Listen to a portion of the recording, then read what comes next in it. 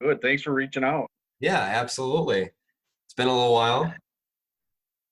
Yeah, it has. It has. What prompted the podcast? Well, basically I was um kind of it's something I've wanted to do for a while. Just more at the beginning it was more of just kind of like a journal. Yep. I do that.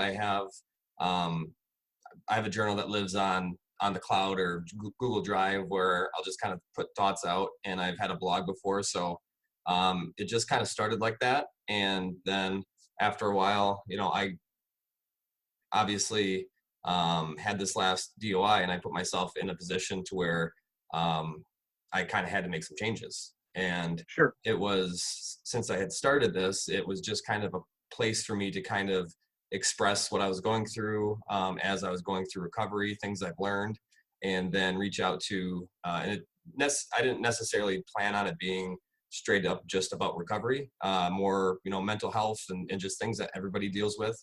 Yeah. Um, and that's just kind of where it's gone. So Cool. yeah, Cool. just kind of communicating my experience through experience as I go along here. So that Yeah. Yeah. yeah. No doubt. Um, so pretty much, I like doing these interviews now because I only have one experience, so it's nice to hear from other people's life experiences, because the more people I have on here, the more people hear, I guess, something that resonates with them that may not have if it was just me talking about stuff. Right. So I appreciate you being here Yeah. and being willing to kind of talk about yourself a little bit. And I know that um, I know I've seen you share some tactical recovery group posts. Mhm. And I think that that's a good resource, because I haven't really talked about that at all, or gotten that perspective when it comes to that.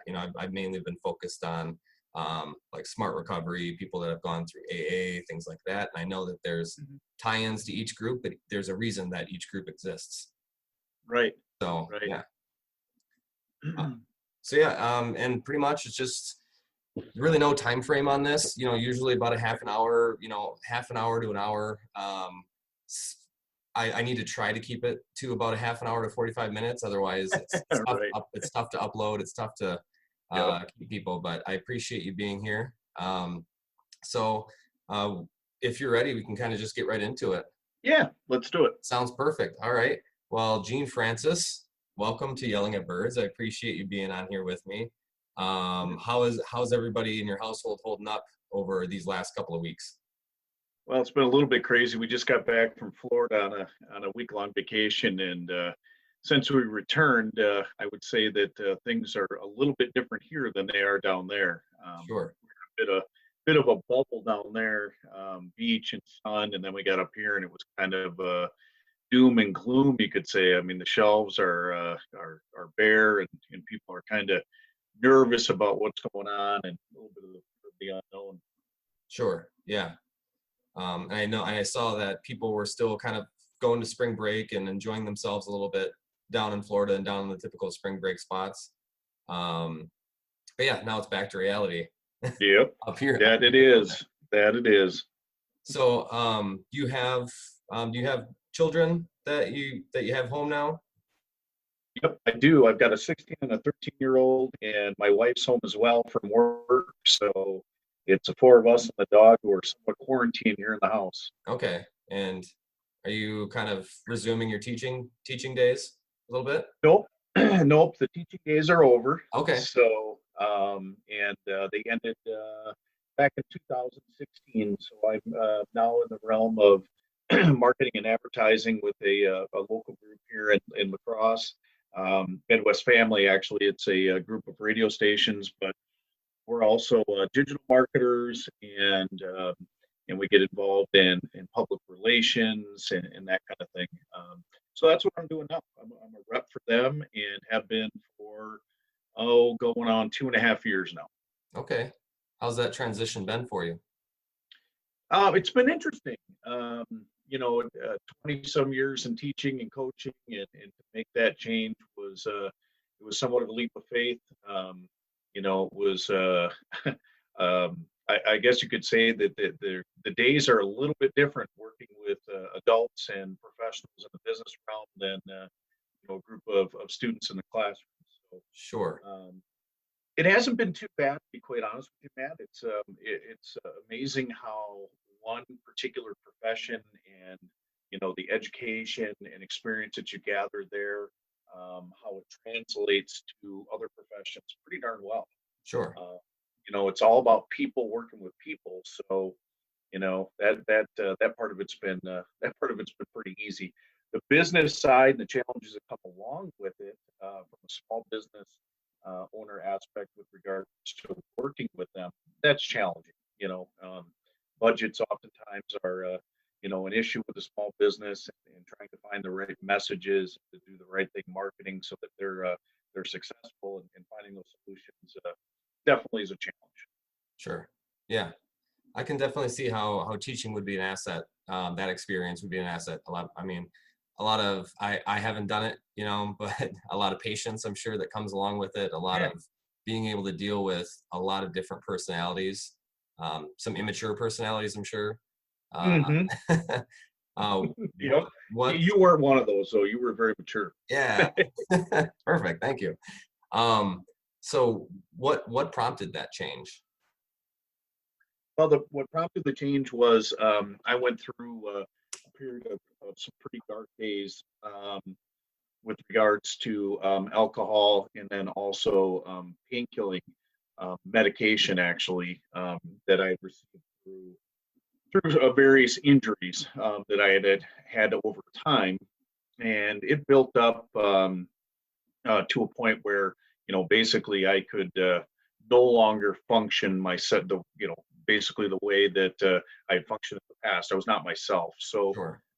between alcoholism and then the abuse of painkillers, that put me into a really dark state and resulted in some reckless decisions, poor decisions on my part, resulting in a major, major life change that led me to recovery, and led me into a whole change of lifestyle, a whole change of attitude, and approach to life. And in the oddest of ways, it may have been one of the greatest things that's ever happened to me. Right. I think that's a when you get on a long enough timeline, I think that a lot of people that go through certain decisions that they made and go through dark days and find the need to find recovery in it. I think a lot of people see that as you can look back on it and see that it was a good thing. Yeah. Um, do you think that some of those choices you made, I know that in some of the meetings that we talk about, one very important aspect, like sobriety, is obviously you need sobriety to get recovery, but that's a small part of it, Hmm. because just ceasing those activities is one thing, but then it's correcting those thought processes and finding the why you were making those choices is like the big part, and you don't really get recovery unless you can kind of find that out. Right. Is there anything that you've learned kind of throughout this process of what led you to make some of the choices that you made? Yeah. Well, I think that there's a couple things that ultimately led me to making the choices. One was just the fact that that things have become so extreme and so bad, that the effect that it had not only on family, but on my professional, um, my work, as a coach, as a teacher, and a friend, and those kinds of things, got this so bad to the point that I began to isolate.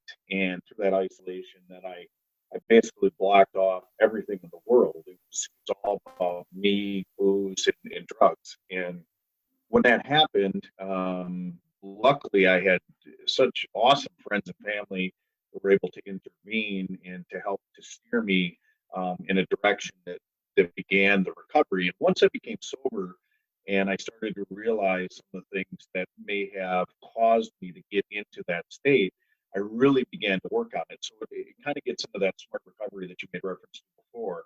And one of the things that I began to recognize was that there's a certain part of me that that I was able to identify with the assistance of others, but being a perfectionist and being invincible, I think those are Mm. two things that really were things that were probably not in my favor when I was going through some of those, through those times. And I had to begin to recognize that, we talk about delegating, we talk about Mm. opening up to opportunities for others to become a part of your life and help you to make decisions and things like that. I used to block all that off. It was more like, I'm the strong guy, I'm the tough guy, I'm invincible, I'm perfect in a lot of ways. And I learned that's not true at all. And there's no way to live your life that way, with those thought processes, because as soon as something goes wrong or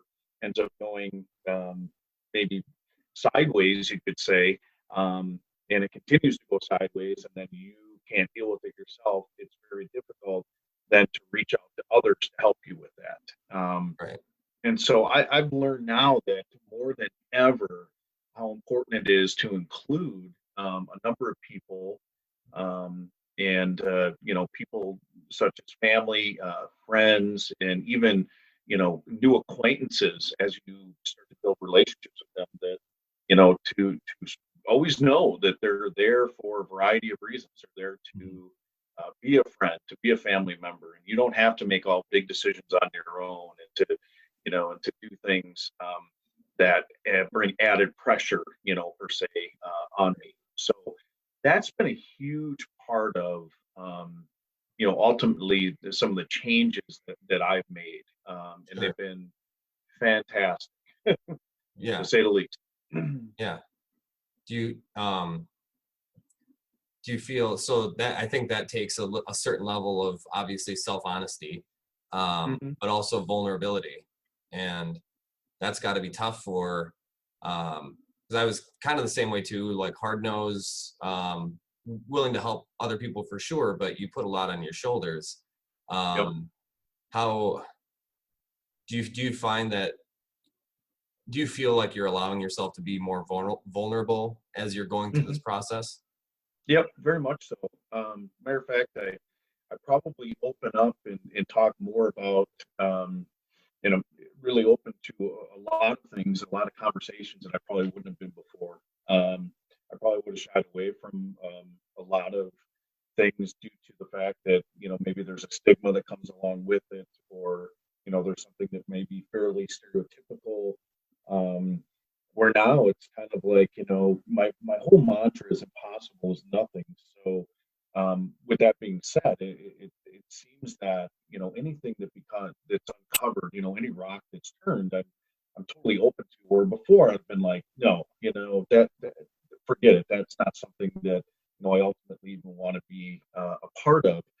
And now my attitude is totally different towards that, and not just in recovery per se, the steps or processes in recovery, but damn near anything, Sure. um, and it just has opened up my mind, and it helps to have a clear mind, where it's not distorted by chemicals and things like that, Right. or ultimately things that cause anxiety and may lead, down that road of depression and isolation. But now I'm just really open to a lot of things. It's opened doors that maybe I hadn't recognized for some time. That's awesome. And it opens so it opens things like being a part of tactical recovery. Yeah, So yeah. why don't you tell me a little bit what's what is the need that group is filling for some people? What's the Mhm. group all about? Yeah, so tactical recovery, I actually discovered through a group. It's the La Crosse Area Veterans Mentor Program here in town, and it works directly with the La Crosse Area Veterans Affairs. And basically, what the group does is looks for veterans that either have issues with substance abuse, or suffer from depression, things related to active duty, such as PTSD, that kind of thing. Those vets that are currently isolating themselves and maybe too stubborn in their training and their preparation to be in the military to Sure. actually reach out for assistance. So what I did was JT Saver is the one who I'm working with in the tactical recovery group. And our goal is to try to reach as many of those folks that are isolated, not them directly, but folks that might know them, that Sure. might reach out to them and share with them that this group is available so that they can, get onto that road towards recovery. So my role in it has been to market, to get it out, a lot of outreach opportunities. We've been advertising on social media and utilizing the radio for some mass media presence. And I've also tied in some local businesses. Crew Path State Farm in Onalaska right now is a partner with the Tactical Recovery Group, and they are donating dollars through a process called Quotes for Good. So for every insurance quote they give, then they donate $10 to the group, and that relationship has been absolutely fantastic. Not just from the monetary side, but more importantly about the awareness side. There's been growing awareness about what the Tactical Recovery Group does. Awesome. And how is the are you seeing good numbers and good interaction? Slowly but surely. Okay. Yeah, and I think that part of the part of the problem is it's kind of a door to door thing. You almost have to be able to open the door to that individual's life, and then even still, when you open the door, they still are bullheaded and strong, Right. and it's very difficult to get them to not just buy in, but just to give it to the fact that this is available and they should utilize it. So yeah, I would say it's got some legs. Funding is always an issue. The funding process of it is, it's a grant. It's running off a grant from the La Crosse Area Veterans Mentor Program, and Okay. it's basically going to be good for about a year. So it's about 6 months in. And I believe JT would be the first to say that it's not quite as far along as maybe what he was hoping for, but it's saving one, or maybe not saving, but getting one person, and starting at the smallest amount possible, getting that one person to commit to it, and then hopefully from there it'll snowball. Yeah, absolutely. And I think that like any getting to one person is if all you do is get to one more person than you would not have without doing it. I think it's valuable. Yeah, Um, yeah, definitely, definitely. so what is the can you tell me about the importance of having veterans having a specific group dedicated to them in recovery? Yeah, I think that I think the importance of it is that civilian society and the veteran society are really two. They're the same anytime that it involves any form of recovery or assistance, whether they're suffering from mental health issues or substance abuse or a combination of the two, or something caused by active duty or just by being a part of the military. But I think that the biggest thing is just ultimately the ability for it to be recognized. There's a lot of talk about it. There's a lot of discussion in many different realms, many different groups, etc.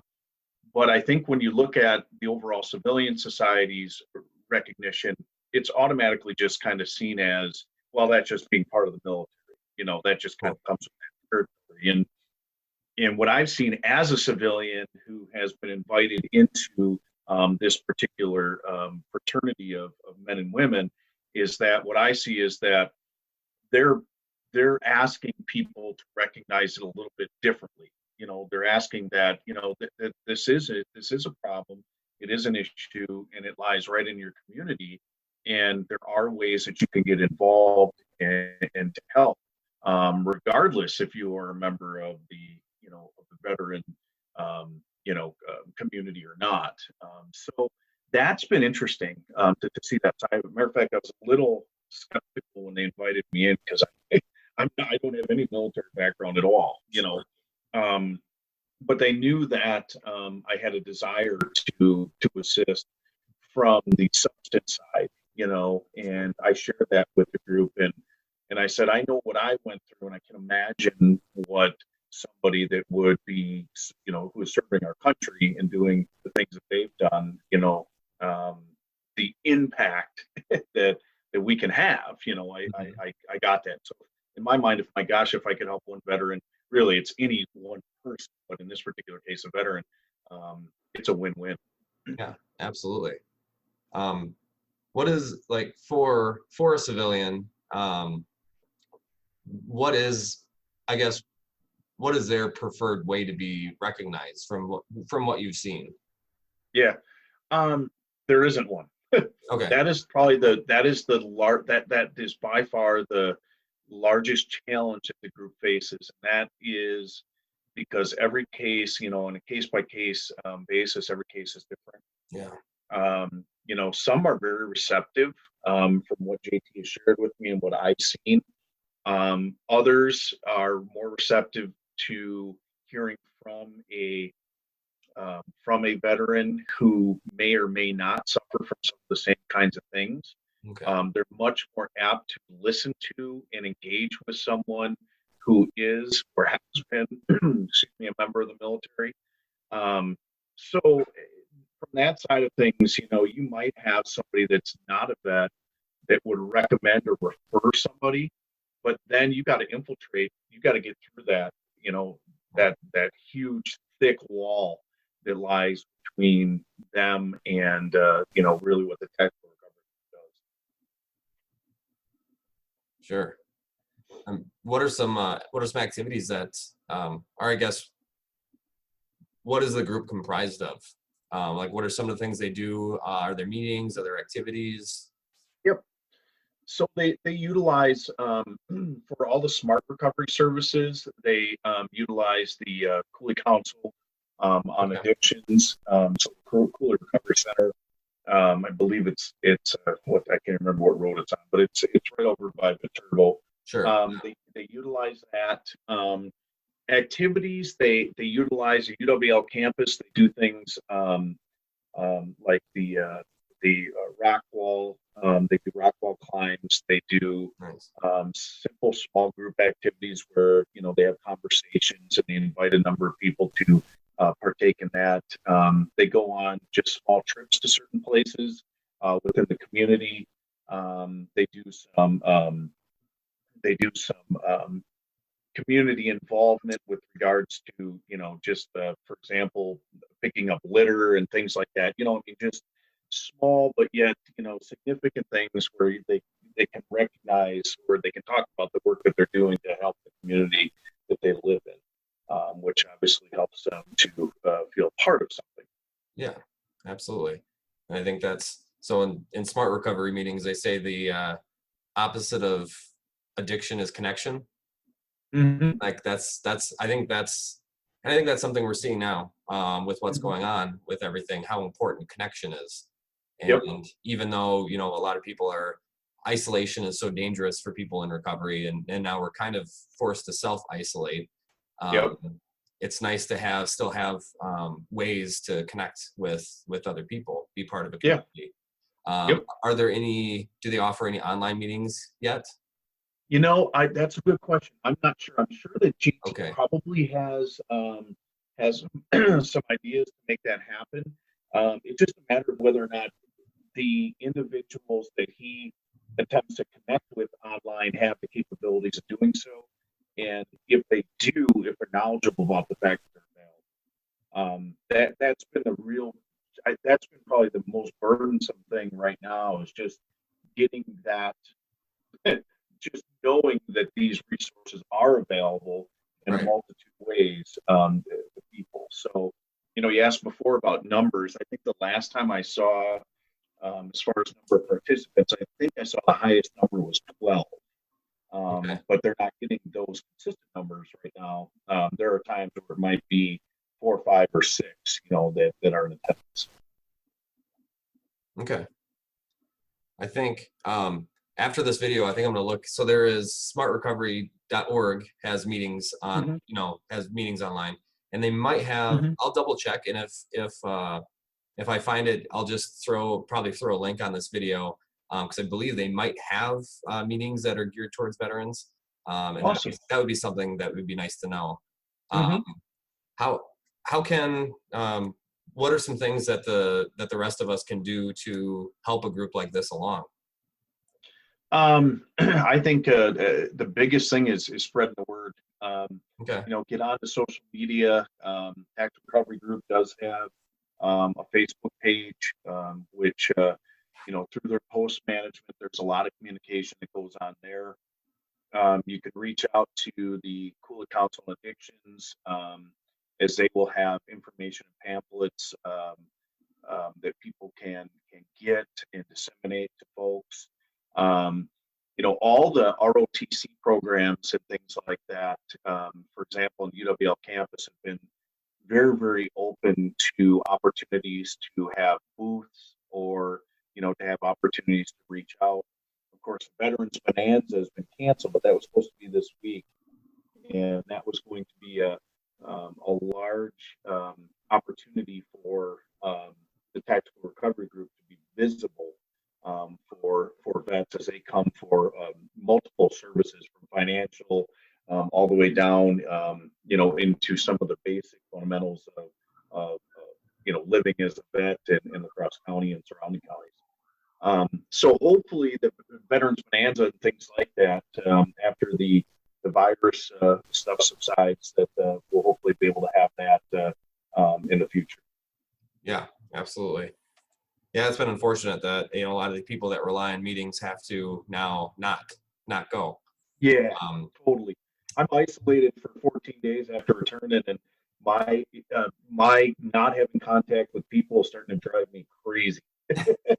oh yeah, Oh man, it's just like and you probably remember I'm somewhat of a people person, and I like to talk. So it's like I'm sitting here talking like we are right now. I mean, I've had 7 Zoom meetings today with clients, and I'm like, oh man, I don't know how much longer I can do this. It's only on day 2. right, right. You Without actually being physically there talking to someone, Yeah, yeah, it's totally. different. Yeah. It is totally different. So I guess I was curious just for myself because obviously I went to Hill Crescent High School and coaching and teaching. You had that experience there. Um, I guess what are some things that you not fond memories, but like what are some things that you take away from that experience of this experience of being an educator and a coach? Yeah. Um, the experiences, they're, there's too many to really, to pinpoint. It's funny you ask that question, because as you reflect back on, I taught for about 21 years and coached for about 25. And when I think back on that, it was always the kids. It never was, for me, was necessarily about, how do you want to say it, status or any of that kind of thing. It was all about reaching kids, and how Sure. you could reach kids, for when they were to graduate and move on in their lives. Because the greatest gift that I ever had as a teacher and a coach is now seeing and doing what I'm doing here with you today. An old player, a student of mine who reaches out to me and feels comfortable in doing so in a situation like this is the greatest reward that any educator can ever have. I was looking at Joe Fegan's Facebook page today with a huge smile on my face.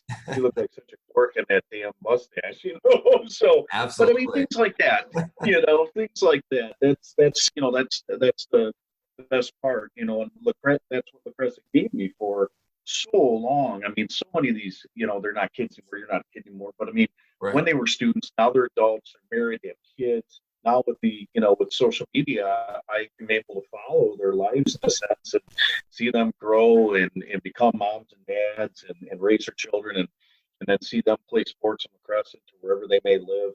To Hmm. me, that's the finer parts of teaching. in coaching. And then the other thing is you always have something in common with them because you were together in the classroom or you were competing on on the field of play, and you always take those things with you, no matter what. You're always going to have that in common with those people. So to me, that's the coolest part. That's by far the best part. Yeah. That's awesome. Well, I mean, I appreciate that. I really do.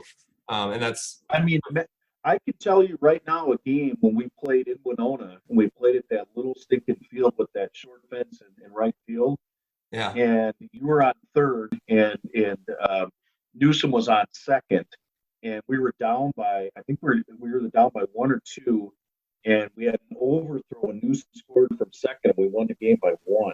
It was hotter than hell. It was like 100 degrees. We were catching. I remember that game. I mean, it was a Legion game, but that was great. Those are things you always remember. Absolutely. Yeah. Yeah, those are fantastic memories. And I think so, like, I don't know if teachers have this or coaches have this too, but I know when we're going through school, obviously, we see teachers and coaches as these grown-ups, and you don't necessarily, just due to the relationship, you don't necessarily see them as like a full-on human. And it's kind of like how you see your parents when you're younger, and then when you get older, you kind of start to see the full encompassing human being that they are. And I think that's the interesting part that Facebook, social media does for us is you see that fully rounded human being outside of that normal relationship that you're used to. And and I think to me that's important about having these interviews too, is just seeing someone in a different light and understanding that all of our lives are as vivid and real to us as they are as other people's lives are to them. And I think I love that aspect of it. Without a doubt. I think that oftentimes we forget what you just said, and I think there are times where it becomes somewhat easy to forget that, just due to the nature of the lives that we live and the lives that we lead. My gosh, I mean, in today's day and age, we're constantly coming and going, and we're on our phones, and we're interrupted so often. But to remember those things, it is always the human factor behind all of it. It's the relationships that you've had, and even if they were soured, there's still opportunities to bring those relationships back, and to reconnect and things like that. And that's one thing that in the process of recovery that's been probably most difficult for me is that reconnection, because I did sour some of those relationships and things, and slowly but surely you begin to, come back and reconnect with those folks. And then you celebrate that, and that part of celebration when it happens is so freaking awesome. I mean, because it's like, all right, I can put all that other stuff aside for a bit, and I can celebrate the fact that, there's my friend and we're friends again, kind of thing. Yeah. And do you feel that those reconnections are more real than they were before you lost the connection? Because you're genuinely you. Yep, exactly. So important, such a significant part of that process of moving forward rather than looking back, and definitely I think that some relationships are stronger now than they were even before, like you say.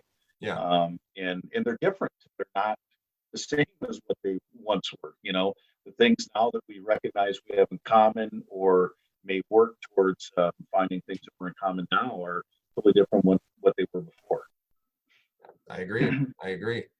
We're kind of doing a reverse interview here, because I think we jumped into we jumped into some stuff I was gonna get to later.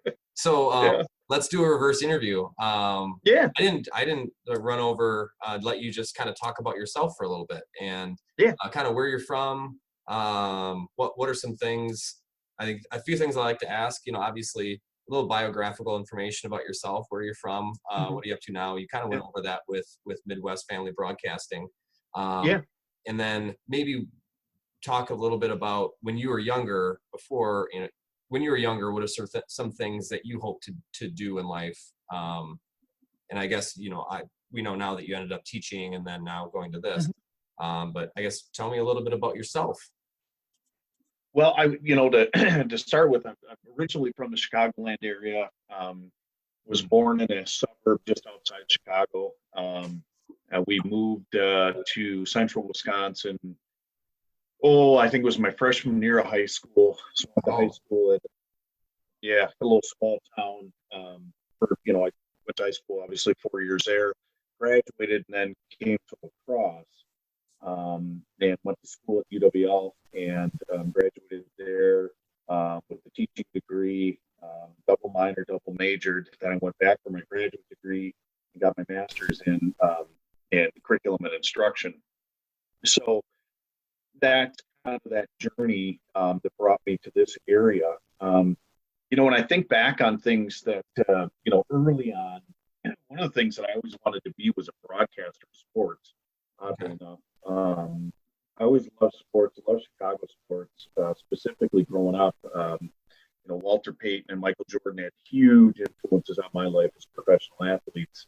And then when I think back on where I grew up in the neighborhood I grew up with in those early years, those early teen years and before, it was a very competitive blue collar neighborhood. So most of what we did was we played ball on the street between the houses, and we played tackle football. And it wasn't an easy life, by any means. It was both my parents worked very hard, and the neighbors, their families were hardworking folks. And for the most part, the kids in the neighborhood, what we did was we played, and we played nonstop, and all the time we competed and things like that. And that really drove, I think, where I eventually, when I got to high school, I was a pretty decent athlete. I loved sports. I never really had any aspirations of playing, beyond high school, but I did love competition. So that drew me to coaching.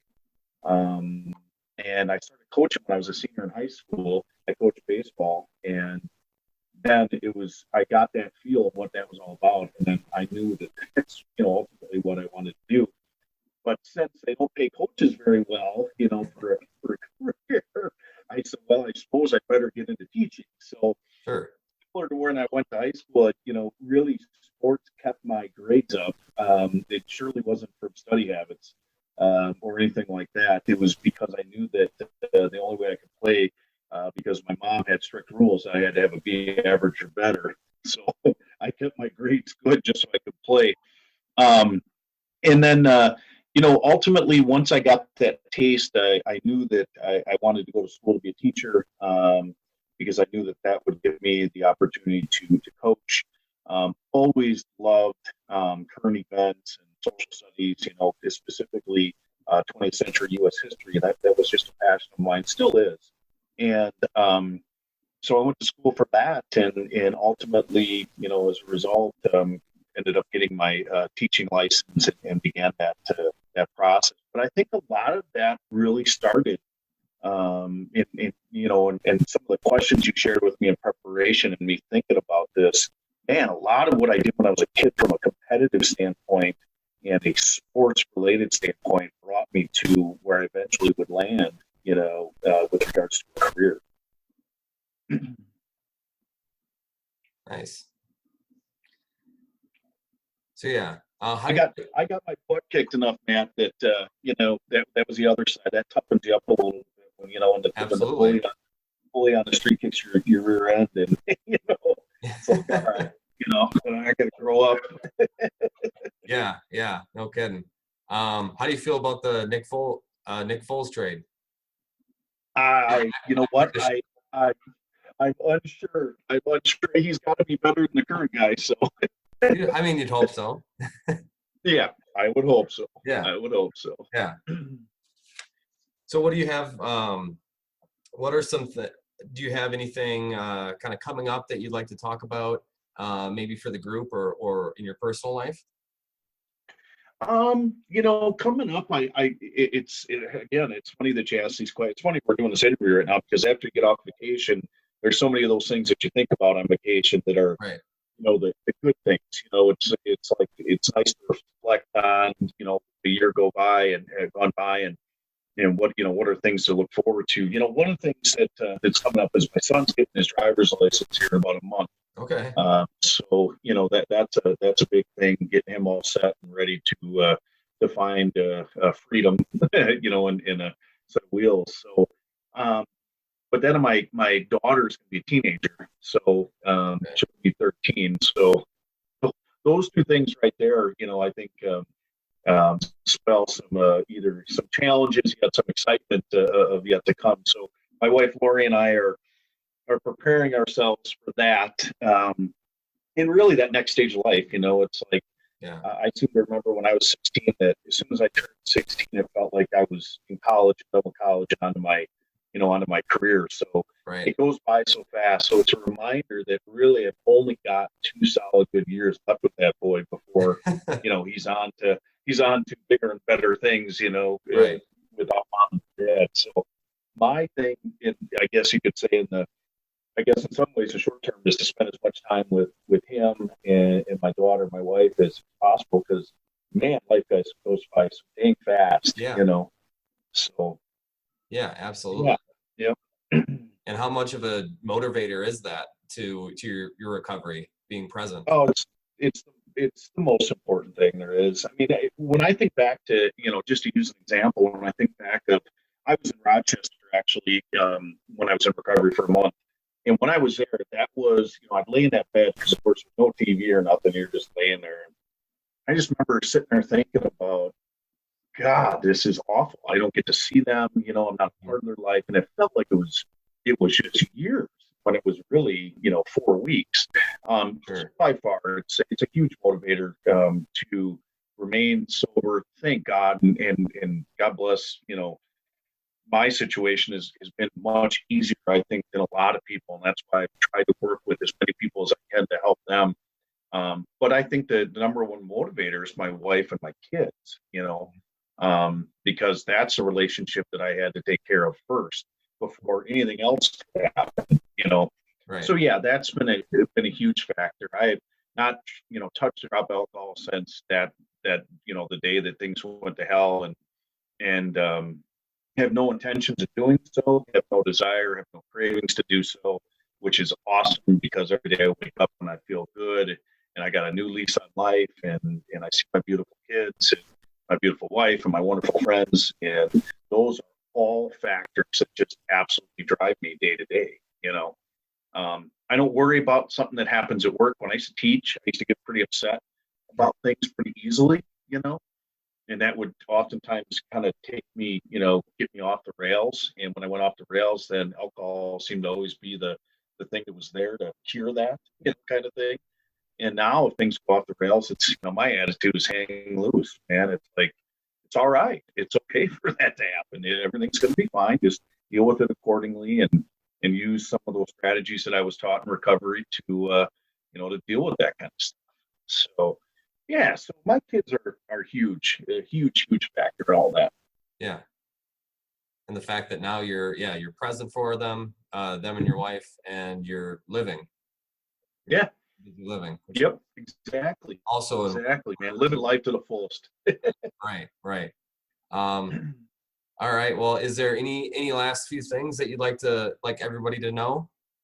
Um, No, it's like when